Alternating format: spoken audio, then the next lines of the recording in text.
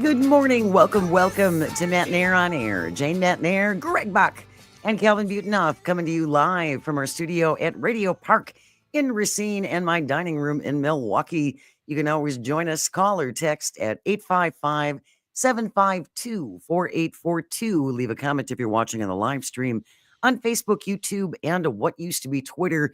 Jam-packed show for you today. Representative Mark Pocan will be joining us after the 10:30 news. I don't know, Greg, I feel we have a little bit to talk about with Representative Pocan. Just a couple of things we will be kicking around, including the Trump administration looking at Medicaid. Going to affect a lot of folks. Yep. And I would imagine some folks who are listening right now. So I hope you can stick around and listen to our discussion with Mr. Pocan coming up right after the 10:30 news. Next hour after 11:06, James Vanderloo, who is the head of the Milwaukee branch of the OEC Group, is going to be joining us to talk tariffs and what he has been hearing from clients and how they are reacting to the news that Donald Trump is going to be instituting tariffs. It looks like we're going to tariff everybody. Yeah, anyone who's outside the U.S., everyone, you get a tariff. We're like the Oprah of tariffs. You get a tariff. You get a tariff. Everyone gets a tariff. Exactly. So we will be talking about tariffs with James Vanderloo. He has been on the show many times before. Very insightful. I hope you will stick around for that. We will lighten things up in the last half hour of the show, as we always do, what we call our audio sorbet. Everybody can take a breath a little bit and lighten it up. We're going to talk about what's the movie that you are embarrassed to admit that you like. Okay. We all have one. Yeah. We all have one. So be thinking about which movie it is that you are embarrassed to admit that you liked. We all will share ours with you after the 11:30 news. We'll wrap it all up as we always do with This Shouldn't Be a Thing. Today it's the I've Got My Eye on You edition. So stick around for that. It is Tuesday, February 18th. The average price of a gallon of milk in Wisconsin is $3.18. No change since Monday. The average price of a dozen large eggs in Wisconsin, $5.86. That is also the same as it was yesterday.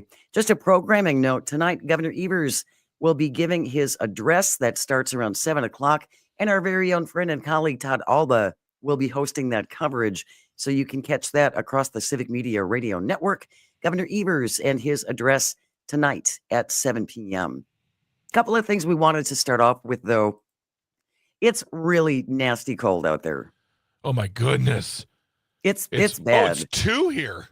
Oh, you're up to 2. Yeah, it was 10 below when I got here this morning, and I thought if it's 10 below here when I was on the show with Pat, who's up in Chippewa Falls, if it's 10 below in Racine, it's worse up north, and it was. It is so dang cold right now. Yeah, it absolutely is. From the Milwaukee Journal-Sentinel, the wind chill in Milwaukee to hit 20 below Tuesday before another cold snap overnight. So this isn't done yet. We have a couple of more days. I did hear Brittany Merlot yesterday when she was on with you and Pat, and she did say Monday we're looking at 40 degrees. Yeah, and we're looking at Thursday and Friday and Saturday of highs in the upper 20s, low 30s. So we'll hopefully at least be in the teens by the end of the week, which is, as any Wisconsinite knows, you hit like that 10 below, 20 below zero.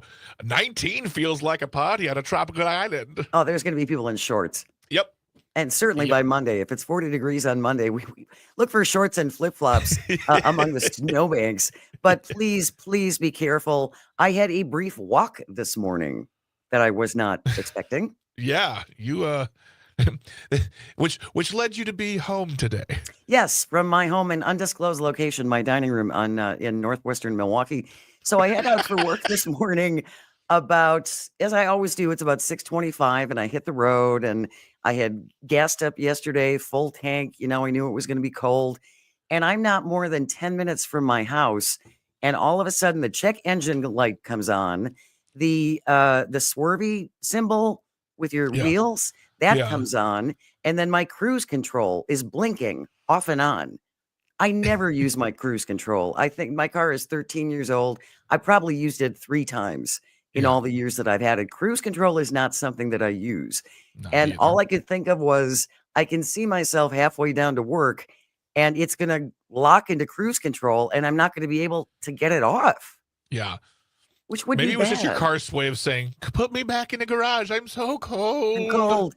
So I ended up dropping it off at my mechanic, who's just a couple of blocks away from the house.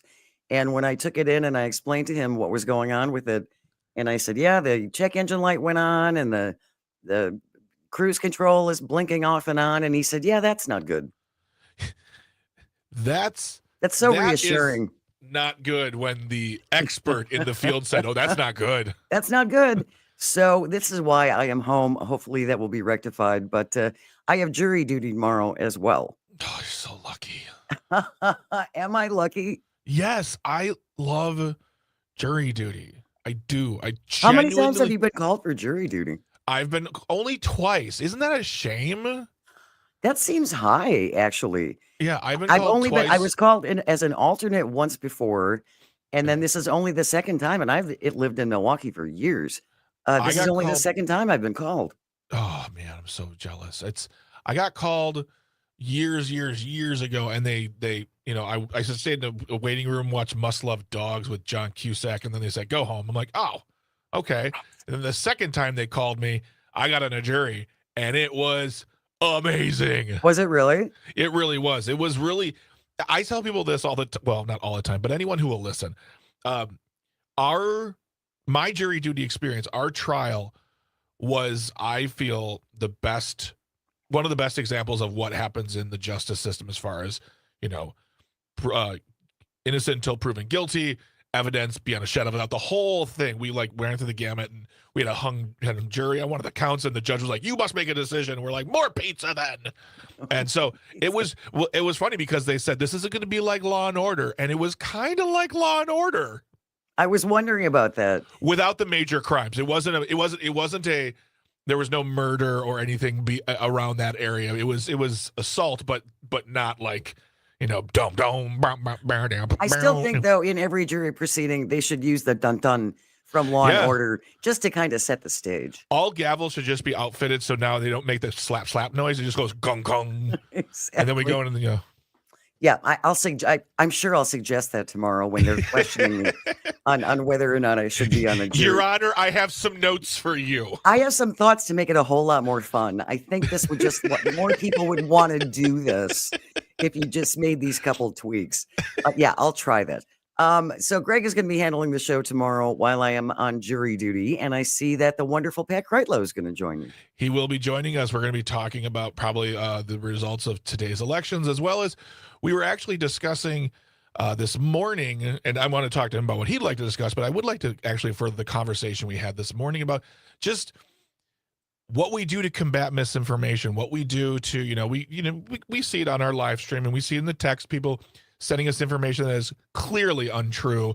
And what do we do to get the truth out there? And I think that's something that we can even talk to Mark Pocan about. How do we combat all of this stuff going on? How do we stand up and say something and make sure it's right and true? We have an interesting clip from Jesse Waters, of all people, who's on the network that was fined almost $1 billion for lying to its audience. Yep. I actually agree with him. Yes. This might be the first time in history, but Jesse Waters actually had, pains me to say this, a very insightful comment about information. Yeah. We call it misinformation. He would call it information that we're going to play for Representative Mark Pocan. So should be an interesting discussion. Again, stick around for that. I did go vote this morning before I dropped off my car, and I was number 2. Yeah. Yeah. It's primary election day. Spring primary election day. Spring primary election day. I know it's not a sexy election. Yeah. There's no Senate race. There's no Supreme Court race. There's no presidential race. They're still really, really important. We talk about this a lot on the show, and we talk about this a lot on many shows. We know that the presidential races and the governor races, those are all important. They are important. They are, absolutely. But these are races that affect your street. These are, the superintendent of the Department of Public Instruction, the Supreme Court of Wisconsin coming up in April. These are elections that are going to make an effect on you here in your town, And if you have, like, I have a school board election on mine as well. That's important too. I don't have kids. I don't have one in school, but I want Kenosha to have great schools, and I want people to be on the board who are going to make the right decisions for everyone, because those decisions affect all of us. Yes. So it's really important to get out there. The direct impact, again, I know the bigger races are the ones that people turn out for, but it is, as you said, Greg, it's these smaller races that really have almost an immediate direct impact on people who are casting their ballots, which is why I don't want to say we harp on it, but we harp on it. Please be a voter. It's truly very important. You can still vote even if you're not registered. Go to myvote.wi.gov. All you have to do is put in your address, and that's going to give you all of the information that you need, including if you are not registered and you would like to vote today, on what you need to do in order to make that happen. The biggest race on the ballot, as you mentioned, Greg, is for the head of Department of Public Instruction. There are 3 people running, including the incumbent Jill Underly. She's facing challengers Sauk Prairie Superintendent Jeff Wright, and also Brittany Kinzer, who claims she's a moderate, but she's very big about school choice and voucher schools. And again, I question why someone who seems to want to eliminate public instruction should be the head of the Department of Public Instruction. That's a quandary there, Jane. Right? I mean, that's like when Betsy DeVos was at the head of the Department of Education under the first Trump administration. Her whole goal was to dismantle the Department of Education. Yep. And they're going to work towards it. And the more people they have in positions of power, state and local, the federal will utilize that for their ultimate goal, which is to collapse the Department of Education. And they have said that outright. And to kill public schools. Yeah. That is the ultimate goal. All right. Some big money pouring into Wisconsin for the Wisconsin Supreme Court race. We'll kick that around when we return. You are listening to Matenaer On Air.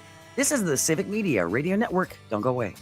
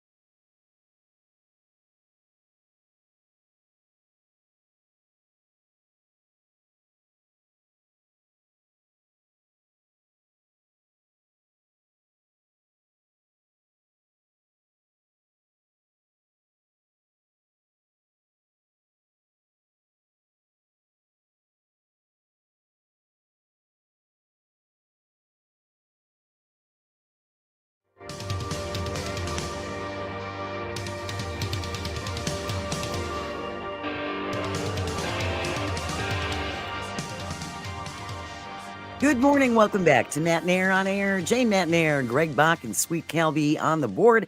Coming to you from our studio at Radio Park in Racine. You can always join us, call or text. The number is the same, 855-752-4842. Leave a comment if you're watching on the live stream on Facebook, YouTube, and what used to be Twitter. Join us on Blue Sky. It's much nicer over there. Yes. Representative Mark Pocan is going to be joining us after the 10:30 news. We have a lot of things to talk about, including this just came out right before we went on the air. Louis DeJoy now looking at who should succeed him. I know. Now that Trump is installed, apparently there's no reason for him to stick around anymore. I want to get the top 3 list from Mark Pocan who he thinks should succeed Louis DeJoy. Mark, I think Representative Pocan might have some thoughts on that. Yes, but exactly. Mark Pocan joining us after the 10:30 news. Stay close for that. I meant to mention this at the top of the hour when we were talking about the cold weather around here. Kentucky just got crushed. Now the death toll in Kentucky is up to 14. They were hit by crazy flooding over the weekend that took the lives of at least 14 people. And now they are dealing with a winter storm. So if you would like to help out the victims of this flooding in Kentucky, I would suggest the American Red Cross. That's a good place to go if you'd like to make a donation. So consider that to help out the people in Kentucky. I heard Governor Andy Beshear this morning, and it's just disastrous. Again, they had all of this flooding.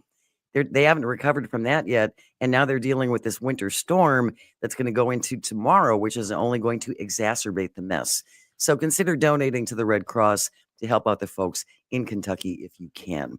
Wanted to talk about this briefly before we get to the news. An Elon Musk-backed group, this from Daniel Bison, the Milwaukee Journal Sentinel, buys at least $670,000 of TV time to support Brad Schimmel.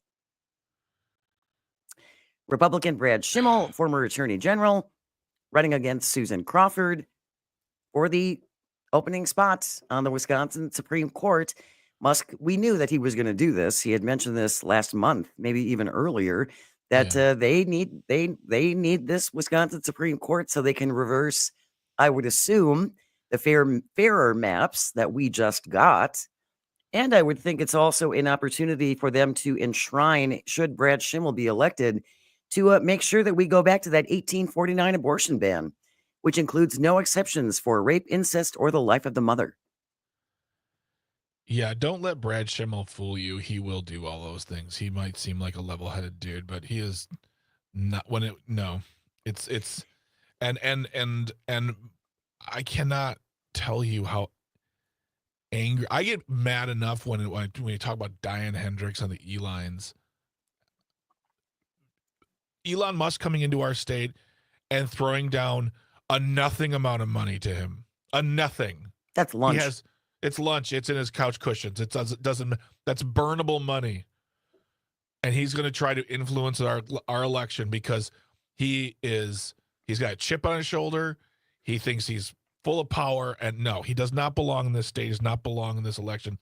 Stay out of it. Stay out of it. It's interesting, though. When I was on Twitter last night looking at some of the reactions about this when this news broke, there are all kinds of people who are delighted by this. Of course they Good, are. go get him. George Soros has been doing this George Soros has been buying our elections for decades. Now it's finally time for the right to fight back. And that's kind of how they're embracing this. Again, I don't understand what they believe Brad Schimmel is going to do that is going to make things so wonderful. Again, unless it's about reversing the fairer maps, which were just instituted, and ensuring that women have no choice if they have trouble with their pregnancies. I just don't think they care about women. I really, really don't. Well, you also take a step back and look at it.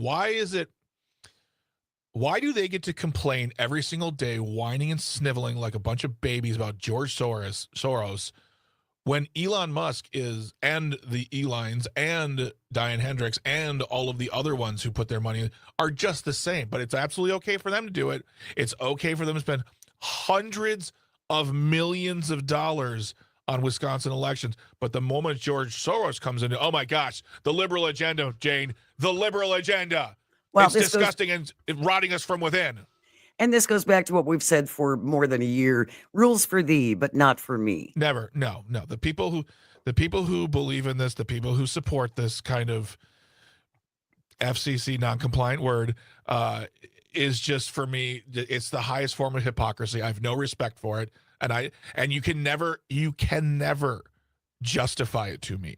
Why you're all right to do it. Your guys are okay to do it. But the moment that anyone else steps in, well, that's highway robbery. They're stealing elections, Jake. I wish we could just all agree, both sides.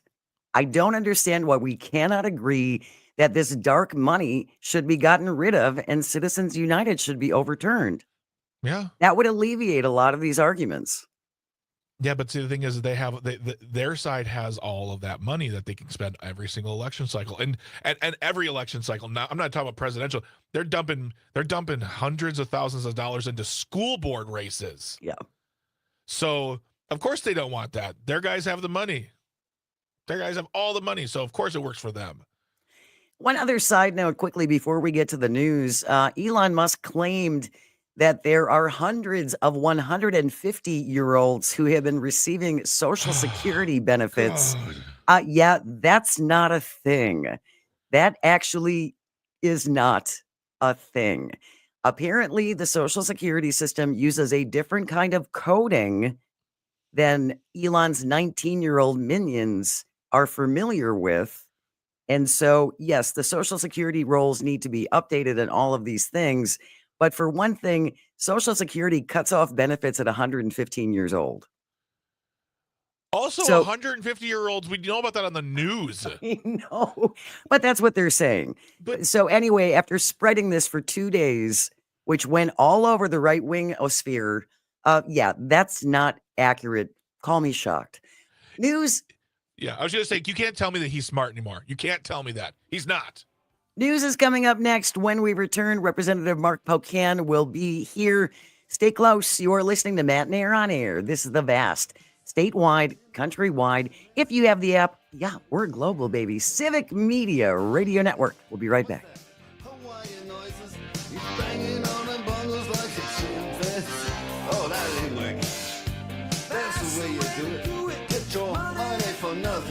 Chicks for free. We got to install microwave oven, custom kitchen deliveries. We got to move these refrigerators. We got to move these color TVs.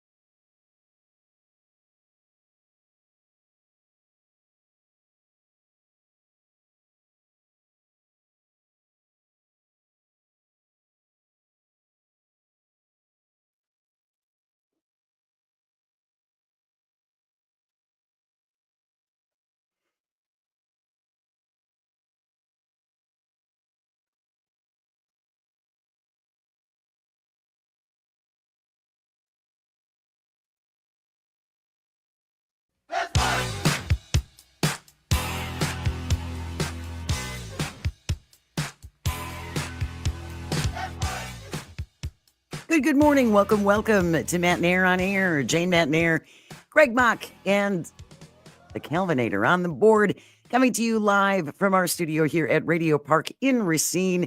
You can always join us, call and or text. The number is the same, 855-752-4842. Leave a comment if you're watching on the live stream on Facebook, YouTube, and what used to be Twitter, coming up after 11 o'clock. We're looking forward to having him back again. James Vanderloo is going to join us. He heads up the Milwaukee branch of the OEC Group, which deals with a lot of overseas companies, and we're going to be talking about tariffs and tariffs effects on businesses and the economy and how this all kind of, yes, it will trickle down to us. The tariffs that Donald Trump says, it's a beautiful word, and it's going to fix everything. So we will talk to James Vanderloo about that after the 11 o'clock news. We are waiting, I assume, for Representative Mark Pocan. He is here. He is on the line. Good morning, he is sir. On the line. Thank you so much for joining us. The Second Congressional District Representative Mark Pocan is with us. Good morning, Representative. How are you? Hey, doing well. Thanks so much for having me. Thank you so much for making time for us. I'm sure there's a lot going on in Washington from what I understand. Representative, I did want to start off, though. I think there's a lot of frustration among Democratic voters who feel like there hasn't been enough of a response from Representative Democrats to push back on all of the things that Donald Trump has done in just the first couple of weeks of his administration. I think across the board, we need to do more. And I don't just mean elected officials. I mean, the groups that are doing great work around litigation, we also need a national march. We haven't had one this time. We did with Trump the first time he was around. We had 200 locations around the country. We had tens of thousands of people show up in Wisconsin alone. We need that desperately, not the little pop-up ones we're having now. We need to get the message out. And I can tell you from being home, it's not about waste, fraud, and abuse. It's about a $4.7 trillion tax cut for Elon Musk and Donald Trump, and those can afford to belong to Mar-a-Lago. That's what they're doing. They're literally stealing from the middle class and those aspiring to be in giving it to the wealthiest.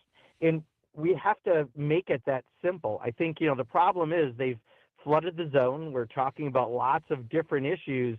But the umbrella of all these issues is that this is about stealing money from the middle class and giving it to people like Elon Musk, who now has controls of federal spending. So I think, that really is a part of it. But, one of the hardest things is when you walk past media in D.C. and they don't want to talk to you because they're waiting for a Republican to talk to. We need to be able to get this out. And that's part of what I'm doing this week while I'm back home in Wisconsin.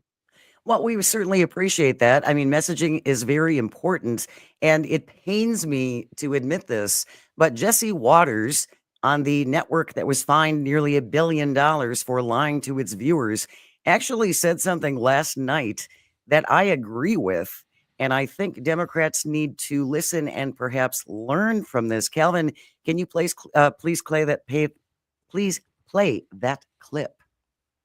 It's not really the same. Dana, we are waging a 21st century information warfare campaign against the left, and they are using tactics from the 1990s. They are holding tiny press conferences, tiny little rallies. They're screaming into the ether on MSNBC. This is what you call top-down command and control. You get your talking points from a newspaper, and you put it on the broadcast network, and then it disappears. What you're seeing on the right is asymmetrical. It's like grassroots guerrilla warfare. Someone says something on social media, Musk retweets it, Rogan podcasts it, Fox broadcasts it, and by the time it reaches everybody, millions of people have seen it. It's free money. And we're actually talking about expressing information. They are suppressing information. It's not really the same. I don't know that about the suppressing information, but I'm curious, Representative, I was with you. Up to that. your opinion on that. He's not wrong. And you can say something on social media that's completely ludicrous and non-factual. And yes, then it gets picked up by some podcaster or Jesse Waters, and they broadcast it over there and it hits millions of people. And I do think the Democrats can learn something from that. Do you? Yeah, we have. The good news is, I mean, the one thing I think that all Democrats came out of November with was we need to use alternative and social media far more effectively. 45% of undecided, or was it independent? I'm forgetting which one, but a big chunk of voters do not get their information from mainstream media. And, we still have consultants buying, network TV. Well, it's very profitable for consultants, but maybe it's not getting the messages across. So, we just started a podcast. We've had it up for a couple weeks now with Liberty and Justice for Some, doing deep dives on topics, trying to use that format. We're doing a weekly video that wraps up the week, and I'm getting really great feedback from people in district on that because it's summarizing and putting out some of the BS fires that the Republicans have put there. So, yeah, we do need to do all of that more, and I think that message is getting out there, so all members are trying to use it. The one thing, though, that he doesn't tell you is that Elon Musk is throttling back. That's why X is a sewer, but he's throttling back Democratic content, and I've tested it myself. If I retweet New York Times or NBC, it doesn't go very far. It doesn't get the same penetration. If I retweet a conservative, I get all kinds of penetration. And if I don't put their hashtags in there with nothing that I'm retweeting, just put a thought, it gets great penetration. So they've lied to us, and they have actually said they have not done anything to throttle Democrats. But I think what they've done is they throttled some media, and they've throttled anything they think that goes after Donald Trump or Elon Musk. So we're going to have to get smarter to figure out how to at least use that platform. If you're just joining us, Representative Mark Pocan is our guest from the 2nd Congressional District, talking about messaging as Democrats try and fight to get their message out. And as far as what you were just saying, Representative, anyone who has been on Twitter before Elon and after Elon certainly recognizes the changes that happened after he took over. It was not subtle. And since November, it's even less subtle. I mean, it's really very pronounced. But, that's one platform, and that's the best way of thinking about it. While we still have TikTok available, but I won't even go into that whole debate, that is very powerful. Instagram is powerful. I mean, Facebook, even though it's a little bit of an older demographic, is important. But it's using a mix of all the different social media and podcasts and going on Fox and in a way, flooding the media zone in a way that I don't think we traditionally have. So I think that was a fair criticism of where Democrats are at. Republicans, again, got there a little quicker than I think Democrats. But, we are trying to close that gap right now and having some of our younger members, quite honestly, helping on that messaging, people like Maxwell Frost from Florida and others, I think has had a really positive effect as well. And all due respect to Chuck Schumer, but I don't ever want to see him standing in front of a microphone, jumping up and down, again, going, "We will win."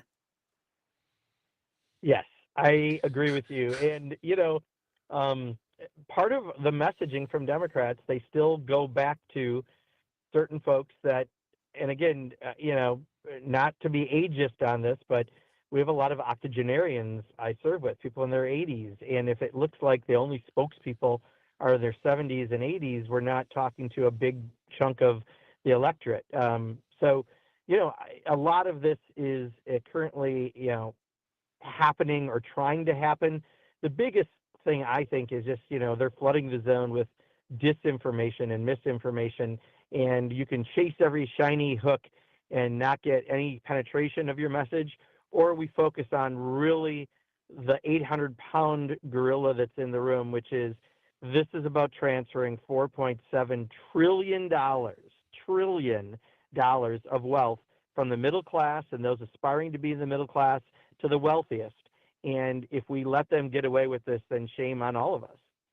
Well, let's look at some of the things that they are eyeing. The GOP budget bill wants to cut Medicaid and SNAP.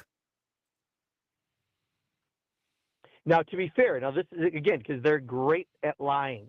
What the budget does, is it cuts $800 billion out of the Energy and Commerce Committee's budget, and I think 300 some billion dollars out of the agricultural budget. It never explicitly says those programs, but those are the biggest spending programs within each of those budgets. So what they're trying to do is let Elon Musk be the bad guy. Republicans will say, I didn't vote to cut X or Y, but the obvious fourth grader could figure this out. When you look at the budgets, those are the items that are cut. So they don't tell the truth. I think we just need to be aggressive and get in their faces and say you are cutting Medicaid, which is 55% of the seniors in nursing homes, 45% of people with disabilities so they can stay in their homes.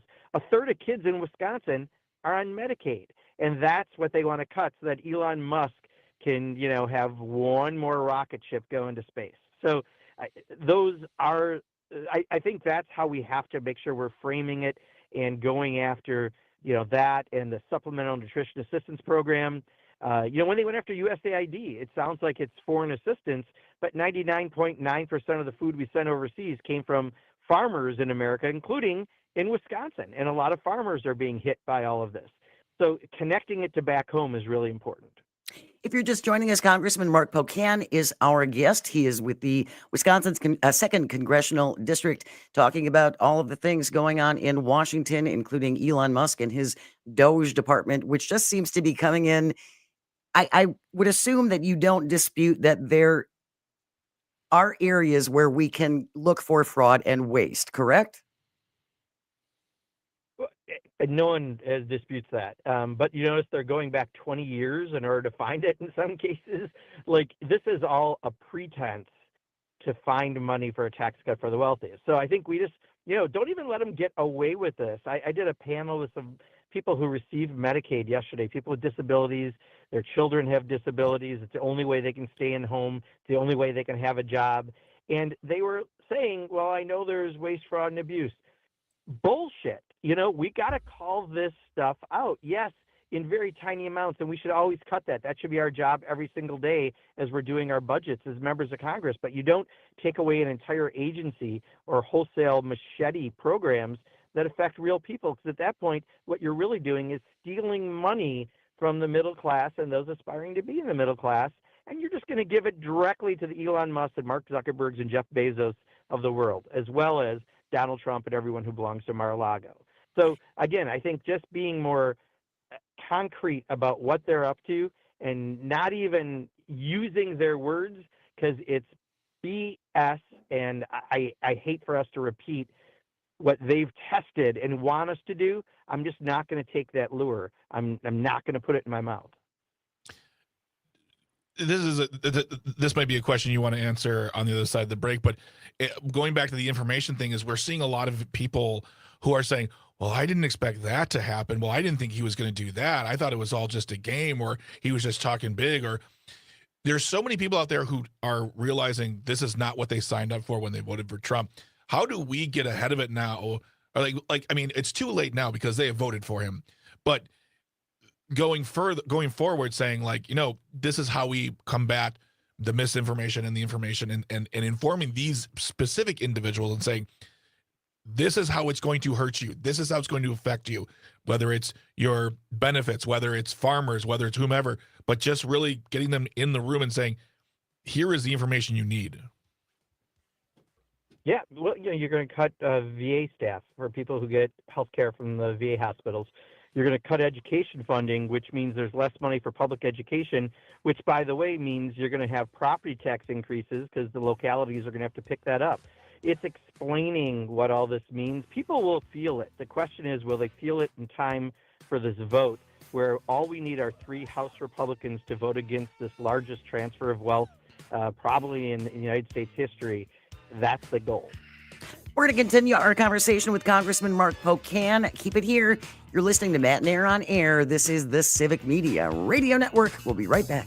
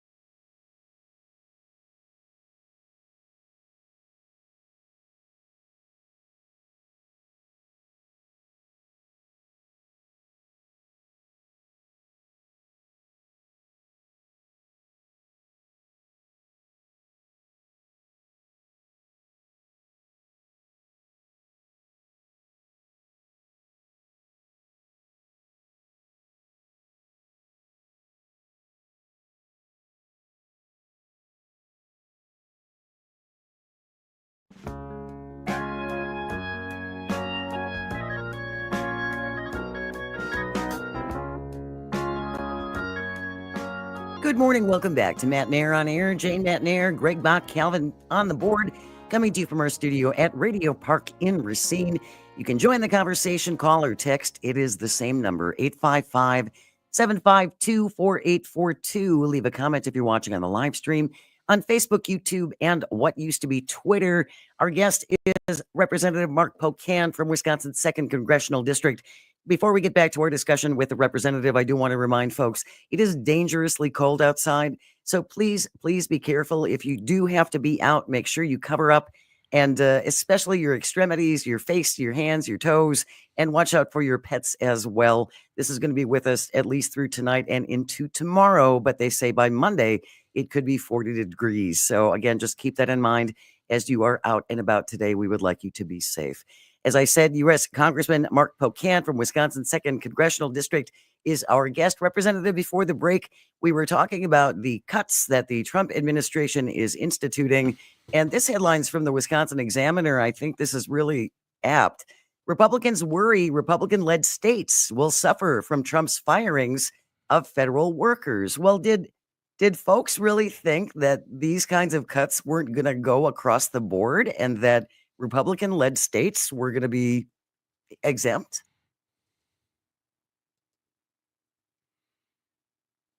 That's going to keep getting out there and make it harder and harder for them to get their agenda out. But they want to do this all by April. And don't forget, right now they only have a 1-seat margin in the House because of a couple of the appointments by Donald Trump.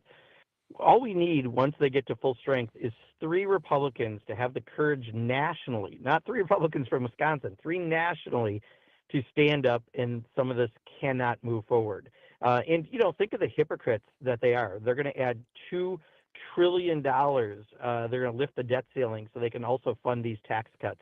And there are people who said they'd never do that. Well, let's find out. Let's see how much of a backbone they have. Do we spend too much in their opinion, or is it all up to Donald Trump because he's the cult leader and Elon Musk is the person who bought that person into office?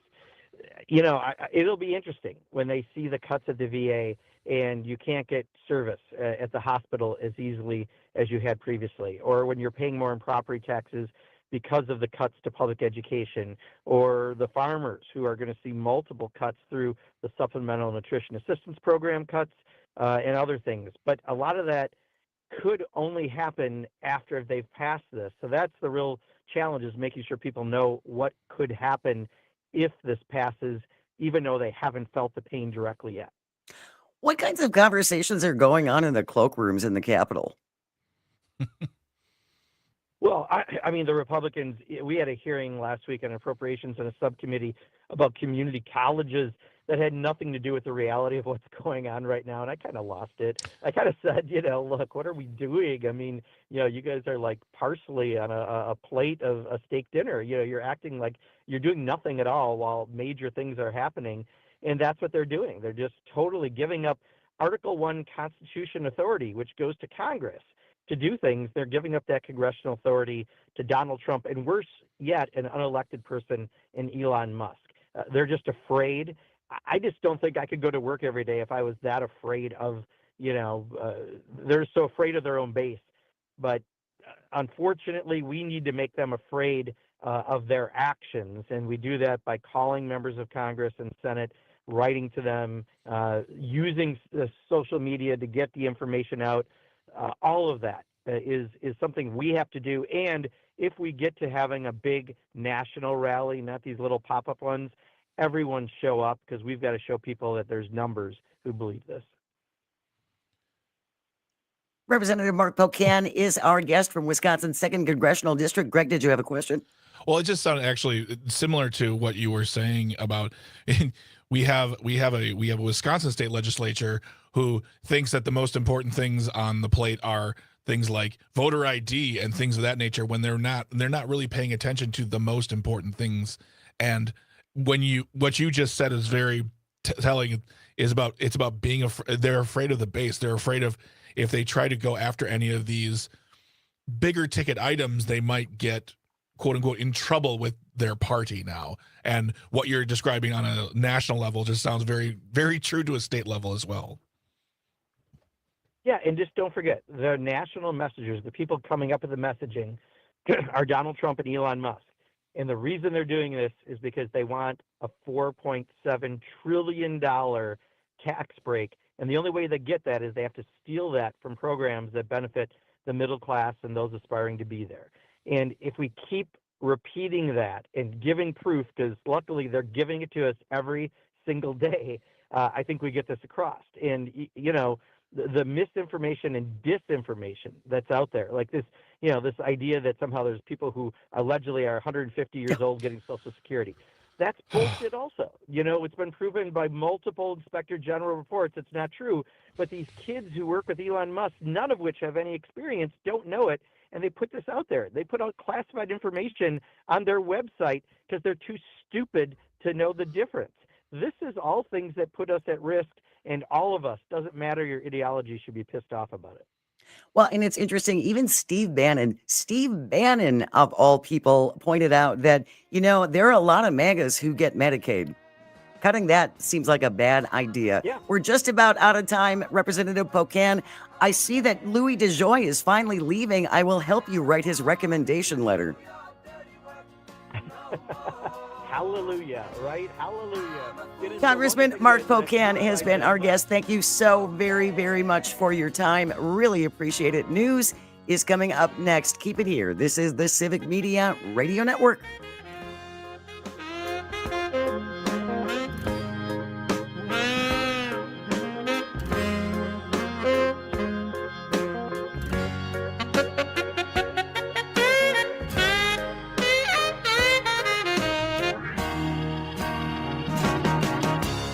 I'm a fool to do your dirty work. Oh yeah. I don't wanna do your dirty work no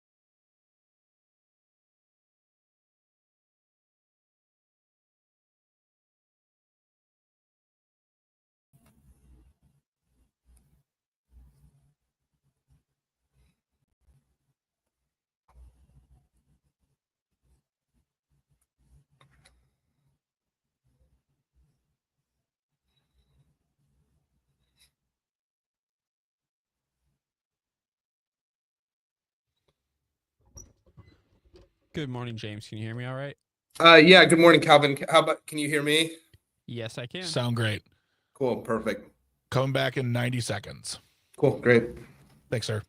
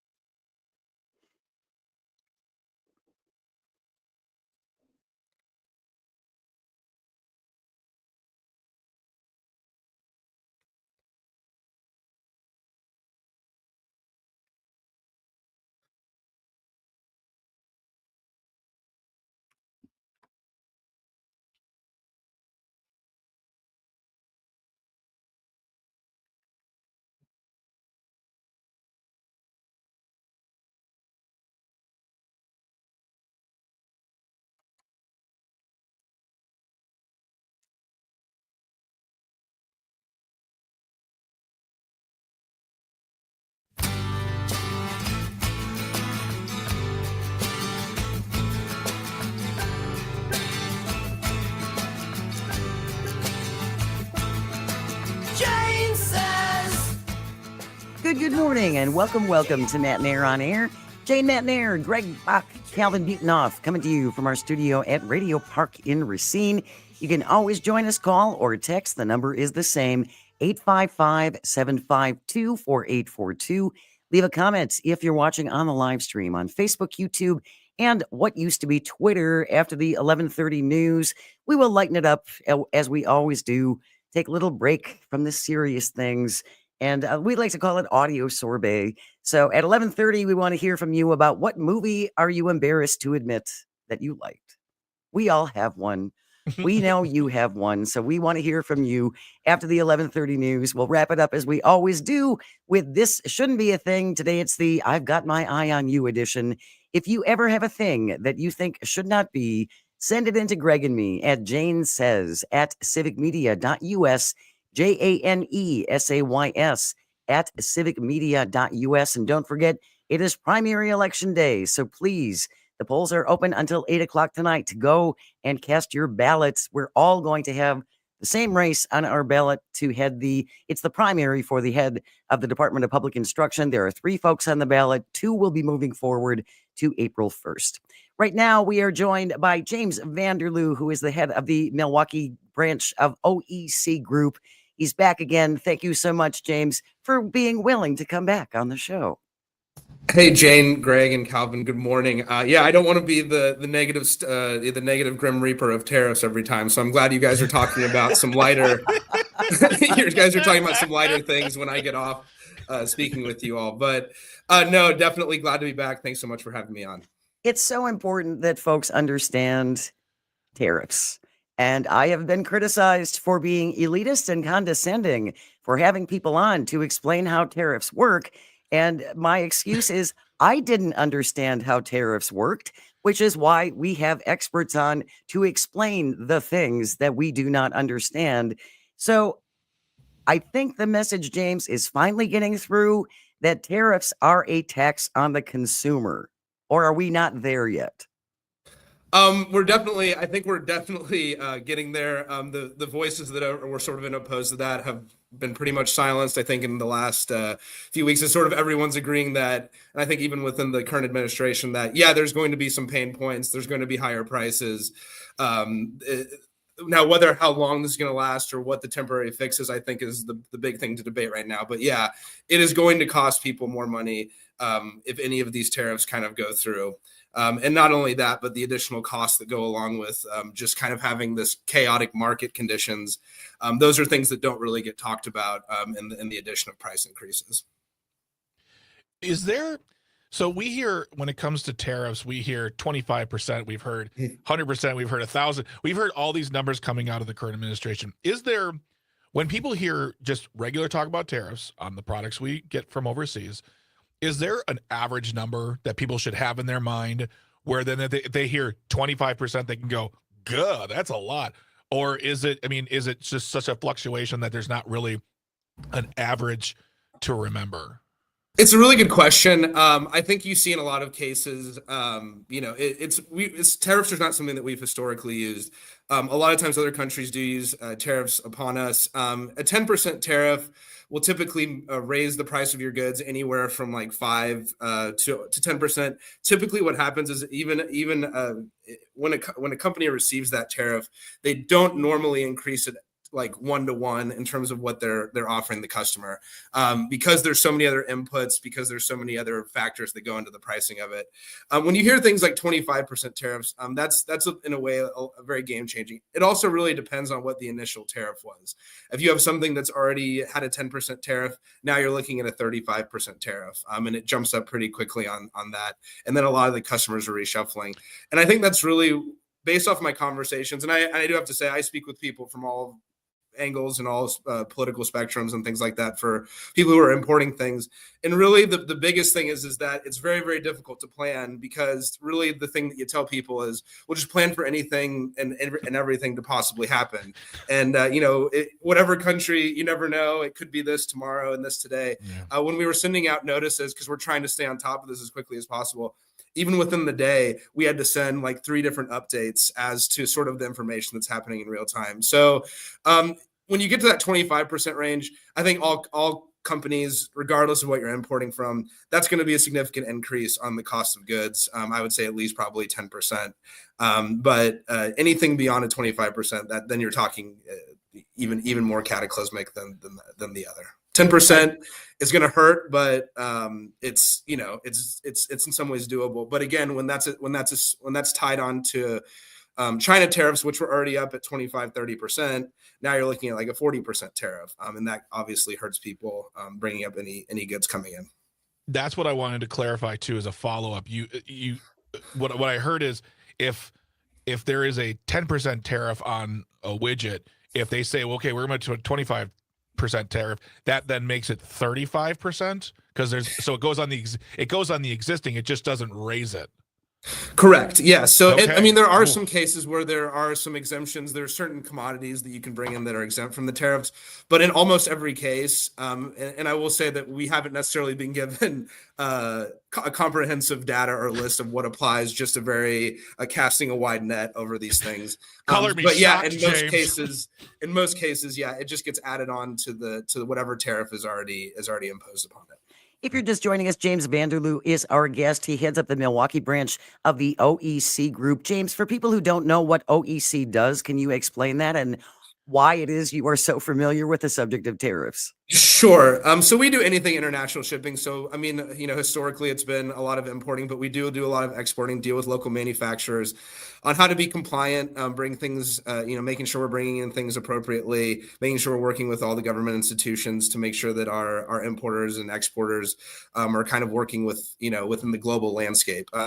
So yeah, we've had to stay on top of this, just because it's a job hazard, and it's kind of one of those things that everyone's going to be asking about. And really, if you kind of don't comply with it, the complications can be very severe. You hear everything. It changes every day, but what we don't realize is that these have very dire consequences for businesses who are looking to grow exports. There's a huge manufacturing base here in Wisconsin, and I know that a lot of them are looking at where can we grow to, what other markets can we go into, and I know that this is kind of like putting a hindrance on some of their planning going forward. Businesses love uncertainty.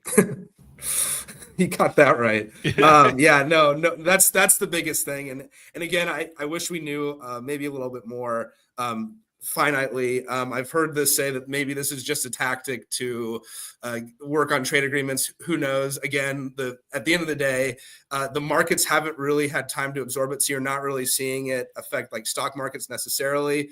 There is a percentage of the stock market that deals with like consumer confidence and how people are sort of feeling. And I think that uncertainty is probably going to negatively affect it here in the short term. But until we kind of have a 3 to 6 month issuance of those tariffs and how they interact, we won't really see the economic impact for some time. If one of the times that you were on before, you explained how it seemed like Trump's idea behind these tariffs is to bring manufacturing back to this country. We shouldn't have to import anything from anybody else.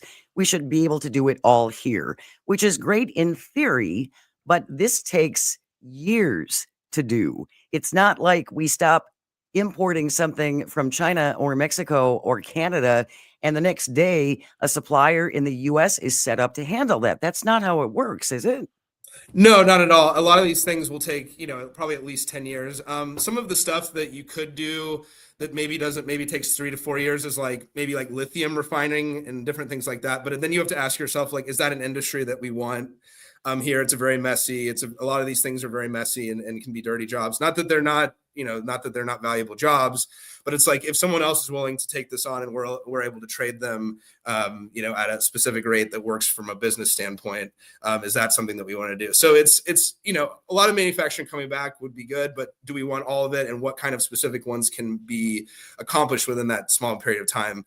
That does a lot. And I know a lot of the things were tied to the decrease of possibly income tax and then the increase of tariffs, but it doesn't really make too much sense to me, because if the goal is to increase tariffs and therefore increase the amount of manufacturing and therefore decrease the amount of tariffs, at some point that doesn't pay for itself, and you have to bring taxing back into the mix, because then you don't have as many tariffs coming in. So again, I don't really know how the math works out. It's definitely a troubling thing, but yeah, even if we wanted to bring back manufacturing, even with the past tariffs, we didn't see that huge of an increase of manufacturing moving back overseas. And aren't there things that we simply cannot make? I mean, there are minerals that we get from other countries we don't have. And that was one of the things that happened. So China instituted a 15% retaliatory tax on our crude oil, coal, and things like that. And they are one of the largest importers. They're looking at places like Canada now, and actually one of the other parts of that is the export control. So they've stopped letting out certain rare earth minerals, stopped exporting those kind of things. So yeah, they're definitely going to take advantage of the situation. There's going to be probably some retaliatory talks. Right now, we're already seeing tourism from Canada go down as a direct result of the tariff negotiations. So again, it's all these unintended consequences that sort of add up and really paint the bigger picture. And again, we don't really we won't know that until later down the line. This is more of a statement, and I don't know what your feelings are, James, on this. Is I don't understand a country that he praises, for Xi Jinping in China, he then makes them suffer with tariffs and they retaliate right back. It doesn't. I'm not a smart human being, but this doesn't seem like smart global trade behavior to undercut the country that you're saying, but your leader is so good. It just doesn't make sense to me. Well, and there's lots of things that they can do as they have a little bit more centralized economy. They can fluctuate their currency to make it work out better for the math to work.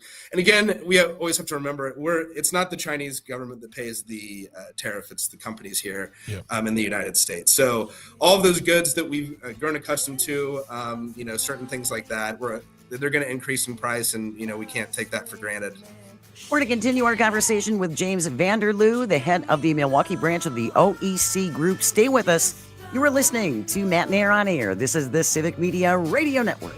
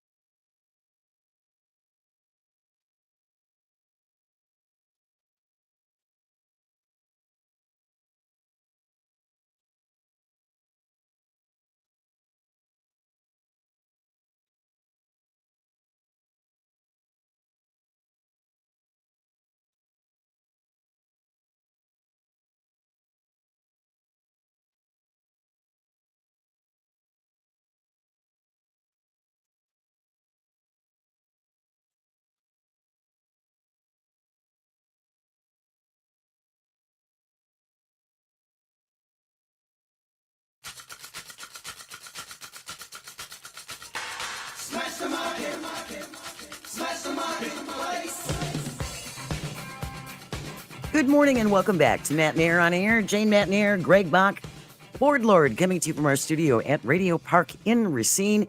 You can always join us, call or text. The number is the same, 855-752-4842. Leave a comment if you're watching on the live stream on Facebook, YouTube, and the platform that Elon continues to actively ruin. If you're just joining us, James Vanderloo is our guest. He heads the Milwaukee branch of the OEC Group, and we're talking tariffs and what this is going to mean for all of us going forward. I found an article, James, just about what Wisconsin exports. Wisconsin exports exceed $28 billion every year. Our main categories: machinery, computer and electronic products, transportation equipment, chemicals, processed foods. Our biggest trading partners, the top three, are Canada, Mexico, and China. And I remember under the last Trump administration, and he did the tariffs again, our farmers, Wisconsin farmers, got hit really, really hard, especially our soybean farmers. Yeah, that's correct. And there were alternative sources, such as Brazil and some of these other countries that tend to, be more cooperative. So there's a lot more alternatives than there had been in the past. Additionally, Wisconsin is known worldwide for its ginseng, which is something that maybe a lot of people don't know about. It's considered very, very valuable in China, and you'd have to think that there might be some retaliatory measures against those producers as well. Similarly, Wisconsin dairy and cheese has really never been more marketable, has never had a higher demand, and you kind of wonder, is that going to be another instance that's hurt? You're crippling two major industries right there, just kind of off the top of the head, and it's something that they could easily go after because there are alternative sources. Whether or not the quality is as good, I'll definitely leave up to the other people, but I certainly think we've got some pretty good stuff here. So yeah, that's something that you watch out for. And James, then you also run the risk, if our farmers find it harder, these markets don't want to take Wisconsin dairy products or Wisconsin soybeans or Wisconsin ginseng, and they go to another country to get that. Why would they come back to us? They found a different source. Why should they come back? And that's a great point. And then, let's say, 4 or 5 years from now, we have a different regime in charge. We kind of go back to the things where now we've given them a higher level to negotiate and maybe make it more difficult on the farmers or on people on the back end of that, even if they were to come back. So yeah, it's playing with it. It's playing a dangerous game. We don't necessarily understand all the consequences. And the problem is just, it's not really focused. You're just kind of clubbing at anyone and everyone around, friend and foe alike. And so I think that's kind of one of the things where, it makes it difficult to predict what's going on. And also it makes it easier for there to be a lot of unintended consequences that happen as a result of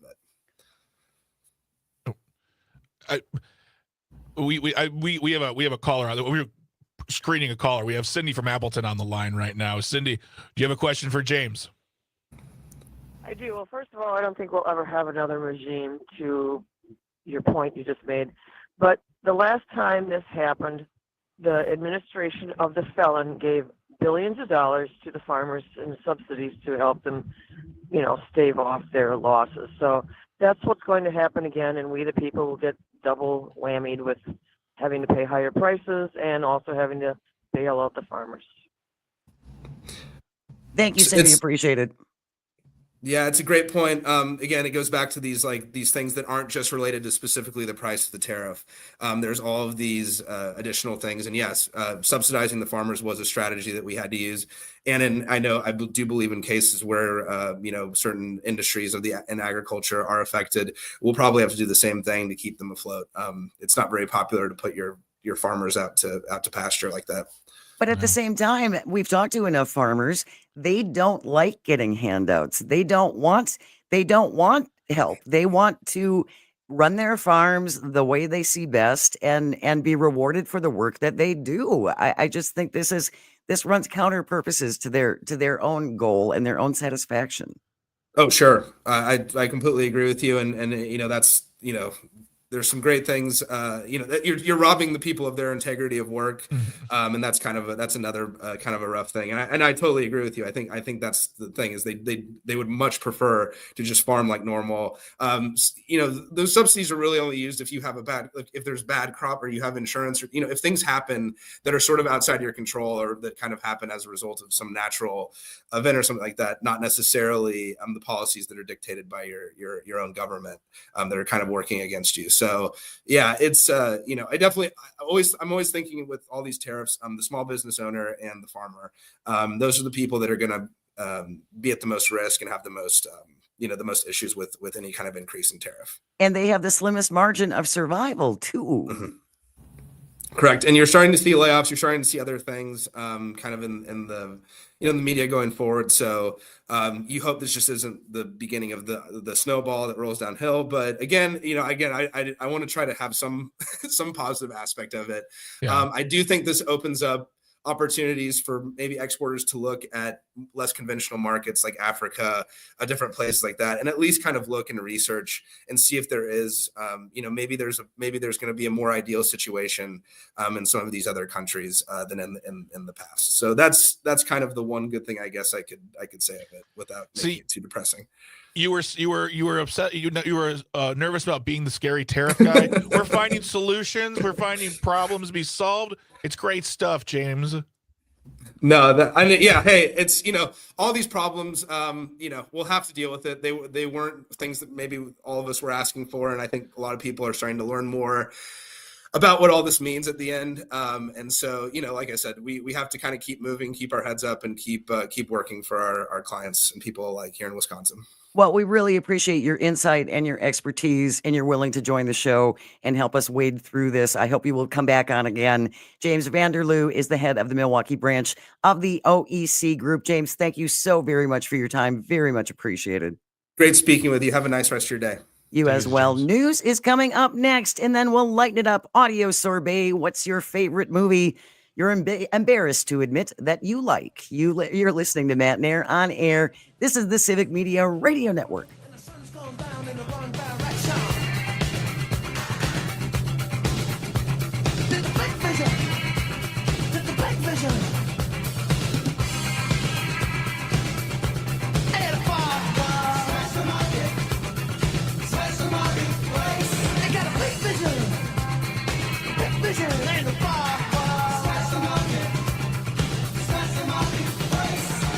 Don't miss a connection, 'cause the sun's going down in the wrong direction.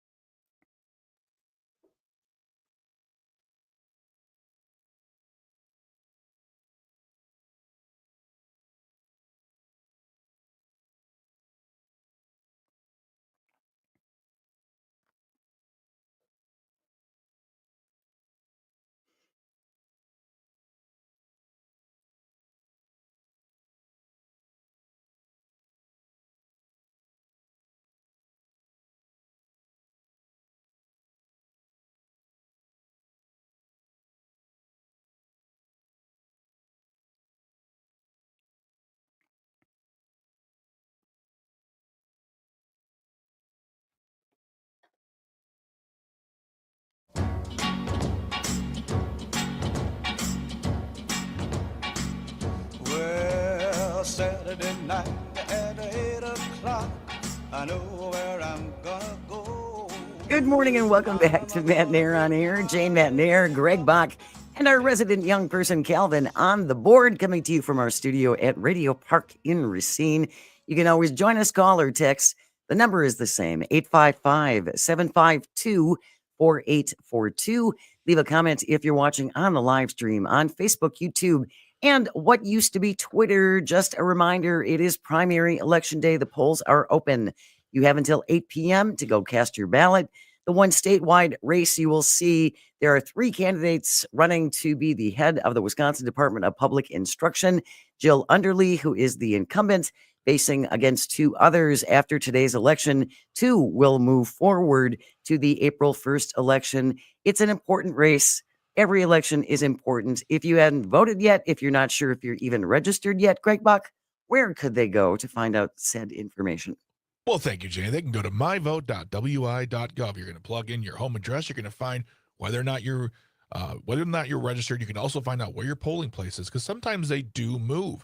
Yes. You can also even see what's on your sample ballot. So if you haven't voted but you don't know much about any candidates on your ballot, you can take a look at it. You can do some research, and then you can go to your polling place, cast your ballot, and you're good to go. But that's myvote.wi.gov for all your voting information. And if you have any questions about the candidates, Dan Schaefer was on from the recombobulation area, and I posted this on my Blue Sky account as well. We talked about the 3 people who are running for the race. You can find that in the archives. You can find archives of our previous shows at civicmedia.us. Click on shows at the top, go to Matenaer On Air, and then that will take you to, we have at least 100 previous shows that you can listen to. So if you still have questions about who you want to cast your ballot for to head up Wisconsin Department of Public Instruction, I highly encourage you to take a look at that segment with Dan Schaefer. It's only about 10-15 minutes long, so it'll go by quickly. Yeah, but it's informative too. It is informative. All right, we're going to do a little audio sorbet segment. We spend a lot of time talking about very heavy things. Trust me. Oh, nice. Nice gliss. So hard to get that in. Nice gliss. Our audio sorbet segment where we look at some lighter things just to take a breath and share a couple of laughs. So here is today's question for you. What movie are you embarrassed to admit that you like? And I think we all have one, if not 2. Yeah. What movie are you embarrassed to admit that you like? 855-752-4842.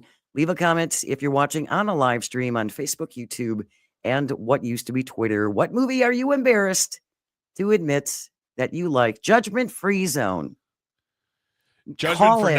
Judgment for now, free zone. After we get off the air, the judgment. Well, you can do that with our picks too, because we all have one. Yeah. So we're going to spill our guts and share with you the movies that we're embarrassed to admit that we like. Who wants to go first? Do you want me to go first? I want you to go first, Jane. Okay. I like Mommy Dearest. Yeah. Why would you be embarrassed by that movie? Because it is among the list of the worst movies ever made. Really? Yes. I didn't know that. Oh, yes. You can look. It is Mommy Dearest starring Faye Dunaway. Yeah. I want to say it was the early 90s. No. Was it earlier than that? Yeah, I think Mommy Dearest came out way before then. Way before that? Yeah. But that is a movie that if it's ever on cable, I cannot not watch it. Yeah. Just because of Faye Dunaway's makeup. Oh, yeah. They did such a good job of turning her into Joan Crawford. It's kind of creepy. So the movie came out in 1981, and I have never seen the film, but I know the film because you hear it referenced in all sorts of media now, especially for one scene for which I've pulled the clip. Calvin, can you give us the clip for Mommy Dearest that everybody knows? No wire hangers! What's wire hangers doing in this closet when I told you no wire hangers ever? Joan didn't like, she had a thing about hangers, man. Wow. That clip is like 5 minutes long, and I was like, how much is it? I'm just like, no, just get sweet, to the point, get in and get out. But yeah, apparently Joni had a problem with her daughter putting these $200 dresses they were talking about When she was on like wire 9 hanging. years old. Yeah. It is a weird. But I didn't realize it was considered one of the worst movies. I thought it was considered one of the best because people, especially back in the 80s and 90s, couldn't shut up about it. There's something that's so camp about it. I think that's one of the reasons why it is on a list of the worst movies ever made. So that is my shameful admittance. If I see a Mommy Dearest on anything, it's like, oh yeah, I am so watching that. Tom on the live stream says, "Don't be embarrassed by that." Mommy Dearest was great. It was something. Yeah, it was something. It was definitely a movie that happened. Calvin, do you want to go for yours? You want me to go? I can go. Okay. I'll lead off with my clip before I reveal the movie. Okay. Great. This is what I am. You're beautiful. That was it? Oh, wow. This is like, name that too, but you get like. Have been it. Well, it's Twilight. To be honest with you, I never really was a fan of the movies, but I read the books when I was probably way too young. I begged my mom to let me read them, and she did. And I enjoyed them. Yeah, they're pretty good. For what they are. I also was, again, too young to be reading them, and my threshold of what is a good book probably wasn't as high. I would think I was in 5th or 6th grade. Oh wow. Calvin, would you read how long is a Twilight book? How many pages? 300 to 400 probably. Would you be willing to read one of them again and just kind of give us a like then and now? I think there's more trendy things in the genre that I'd be more willing to read, but yeah, I guess. I love to hear young Calvin versus older Calvin's take on Twilight. I think that's perfect, Calvin. Yeah, that is just perfect. We would love to hear from you. What movie are you embarrassed to admit that you liked? You can tell us. We're not going to tell anybody. Liz, go ahead. Go on. Liz from Saukville. Liz from Saukville texting in, listening on WAUK. I love the Sex and the City movies and the series. Yeah, the Sex and the City movies for people who were fans of the series can be very controversial. I loved the first Sex and the City movie. It was wonderful. The second one, I was so mad I paid money to see it. So was I. So angry, and the person I was dating at the time was like, "Do you want to go now?" I'm like, "No, I'm in this. I've paid. There might be some sort of respite or some redemption." No. And even what I love though is even the people in the movie recognize that the second one sucked. I'm so glad to hear you say that because I was the same way. I was angry by the time I got out of that movie. Yeah, it was just such a disappointing film. We got Whistler from Richland Center on the phone right now. Whistler, what is a movie that you love that you would be embarrassed to tell people about? For me, I think it would have to be Driving Miss Daisy. That's a fine film. That's a great movie. You got good taste in film, Whistler. Yeah, I know. It's awesome, but not many people know that I enjoyed that a whole hell of a lot. Is it one of those movies, Whistler, where you can't tell your buddies in the garage, you're like, you know what movie I really like? Crack open a beer. I love Driving Miss Daisy. Glug, glug, glug. Yeah. Yeah, that's about right. All right, that's about right. Whistler, we appreciate you coming to us in this judgment-free zone, don't sue me, Planet Fitness, and telling us about your favorite movie that you are embarrassed about. You have no reason to be embarrassed about liking Driving Miss Daisy, Whistler. That's a great film. But it's like I can see where some of your guy buddies might be like, but there's no shooting, there's no guns. It's a very sweet film about a relationship between two people. Yeah, it's wonderful. So yeah, we're behind you, Whistler. We got you. Thanks for calling. Mark from Prairie du Sac is on the line. Mark, I can't wait. I cannot wait. Please tell us what movie that you love that you'd be embarrassed to tell people. Well, I don't know if I necessarily love it, and I'm supposed to be embarrassed for liking Madam Web. I mean, I just don't understand the big beef about it. I mean, that people said, well, it's just so horrible. And I actually enjoyed it. I mean, I guess my expectations weren't high enough. And, I actually enjoyed the movie. It wasn't the best of the franchise, but I actually kind of enjoyed it. Oh, Mark. No shame in that, Mark. Don't you dare judge him, Greg Bach. Mark. Don't you dare judge him. This is judgment-free zone. Mark. There's no shame. No shame. Mark, all opinions are welcome here in the judgment-free zone of what movies you love that you were embarrassed to say. But he's not embarrassed, though. That's the thing. Mark's not embarrassed. I can tell him why that movie is terrible from start to finish, but I won't. For those of us who do not know, what is Madam Web? Madam Web, okay, so I'll make it really quick. You know the Spider-Man movies, and they've rebooted the Spider-Man movies a few times. There have been 3 Spider-Mans. I'm sorry, let me be English correct. Spider-Man. There have been 3 Spider-Man, and Madam Web is a movie along with Morbius and Venom that are part of the universe of Spider-Man. They've made movies about these characters. They're all his villains, enemies. Spider-Man is nowhere near these films. Spider-Man is not mentioned barely at all in these films. And they, with the exception of 2 of the Venom movies, have universal acclaim of being awful. Oh, wow. It is just a money grab from Sony Pictures, who owns the rights to Spider-Man, because Marvel makes Spider-Man movies better. That's just how it goes. But yeah, they're like, we're going to put out this movie. And everyone's like, why? No one asked. We're like, too bad. Here it comes. And everyone hates it. Calvin, I know you have an opinion. Well, I actually haven't seen the movie, but from being chronically online when the movie came out, Dakota Johnson in the press tour leading up to that, it was funny, but you almost felt bad for her because you could tell she hated every part about the movie, of being in that movie. Yeah. Oh, man. Everyone made fun of that movie. Sydney Sweeney did that movie just so she could get a passion project movie done, because she's like, she has no interest in that movie. Yeah. Mark, I understand. Honestly, here's the thing is, if you enjoyed it, mazel tov. Good on you, man. That's fine. That's fine. There are movies that I like that people don't like as well. I'm judgment free, but I could sit here and tell you why it's terrible. Couple of comments on the live stream I wanted to share before we get to Greg's, because we're going to run out of time. Tom says Jack and Jill with Adam Sandler. I love that film. Cassandra says, yes, all the Twilight movies. Also from Cassandra, National Treasure. It's not great on the history, which isn't why I like it. But I can't explain why I like it. You don't have to explain, Cassandra. You don't have to. You liked it. No, you liked it. And that's all we need here at the judgment-free zone. Don't sue us, Planet Fitness area of Matenaer On Air. Movies you love but are embarrassed to tell people.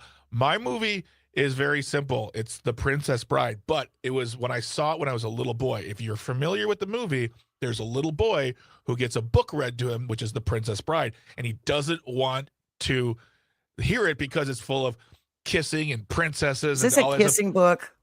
When my mom rented that movie, I was like, I don't want to watch this. This is with princesses. What? By the end of it, I was Fred Savage. Like, let's watch it again. Can we? And I pulled a clip from my favorite part of the movie. Calvin, can you play that? It's very short. Marriage. Marriage is what brings us together today. Marriage, that blessed arrangement, that dream within a dream. Then love, true love, will follow you forever. Skip to the end. Have you the wing? Man and wife. Say man and wife. Man and wife. The Princess Bride, one of the most quotable movies on the planet. There is not a bad scene in that film. That is a great film. Just about out of time. When we return, we're going to wrap everything up with This Shouldn't Be a Thing. I've Got My Eye on You edition. Stay with us. You are listening to Matenaer On Air. This is the Civic Media Radio Network.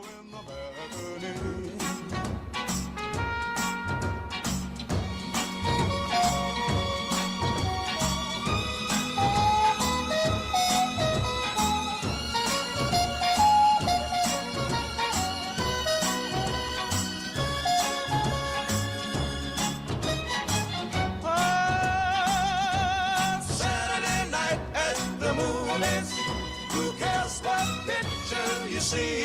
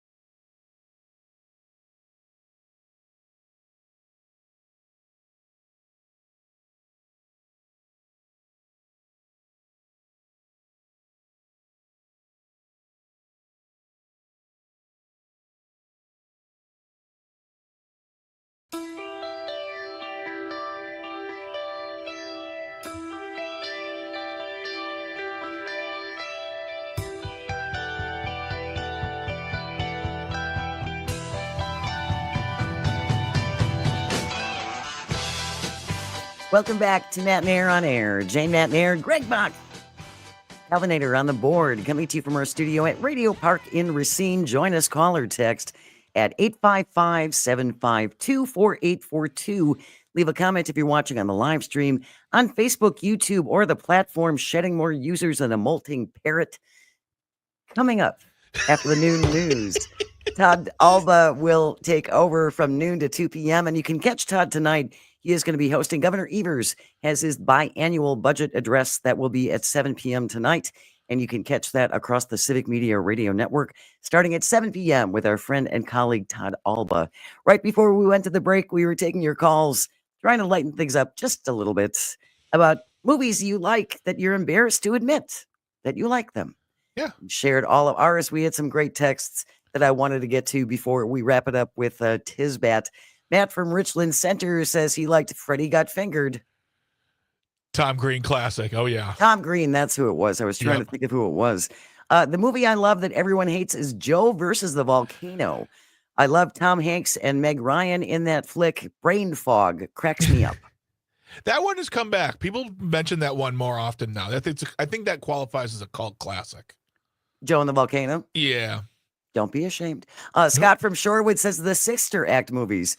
Great. Both of them were great.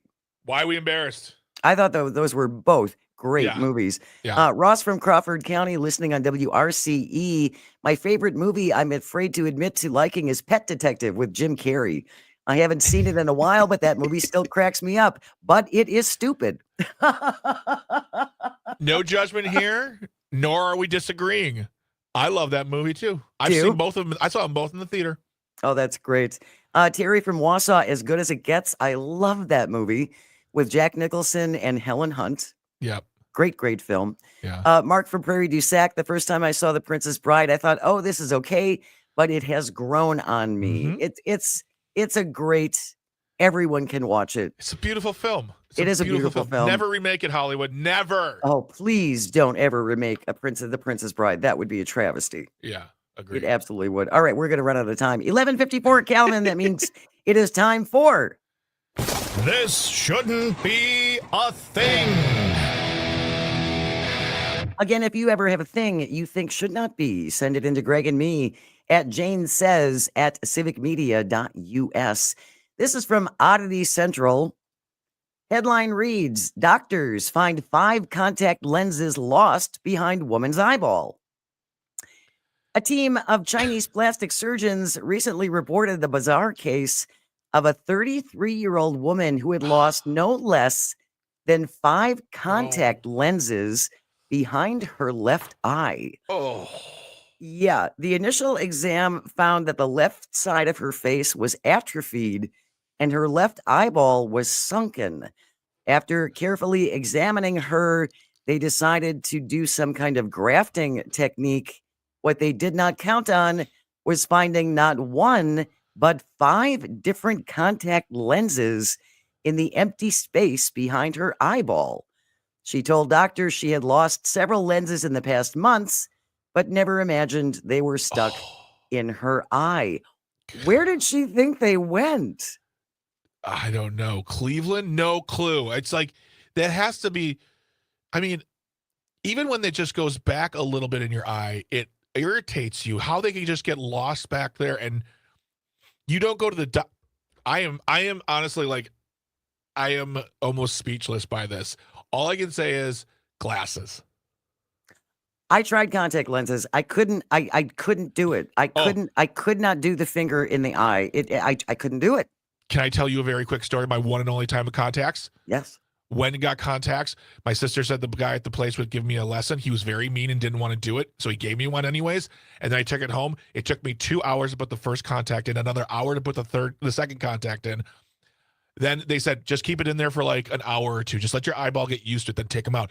It took me 3 hours to remove the one contact, and I went to bed with the other one in because I couldn't get it out. My eyes were red and just absolutely irritated. The skin was dry. So the next morning, my sister goes, all right, I'm going to take care of this for you. She sat me down in the toilet. She said, open your eye. And like a ninja, wham, just took it out. Never again. Never again, listening public. Contacts are the work of the devil. Calvin? I wore contacts from the time I was in 8th grade until my sophomore year of college. And then I switched to glasses just like for a fashion statement. And now that I've not been wearing contacts for like 5 years, when I do wear them on the rare occasion, like when I go swimming or something, taking them out is a nightmare. Oh, it is. I mean, but I know that like Bridget, my wife, she wears contacts. It's just lots of people do. It's easy. Before I can even say anything, they're out. And me, I'm sitting there, eyelids open, pressing against my eye, and just the tears ran out. The tears ran out. The more you do it, like they release from your eye better. Like when I was wearing them every day, it was like that for me. But now that I haven't been wearing them, when I do put them in, they're like cemented in. Yeah, and for me, it was like I was running away from my own finger. It's like I'm trying to put it in, and it's like, no, I don't want to. No, I don't want to. So anyway, if your contact wearer is good for you, you have a skill set. Apparently, the three of us lack. Yeah. But just be careful with those things. Yeah.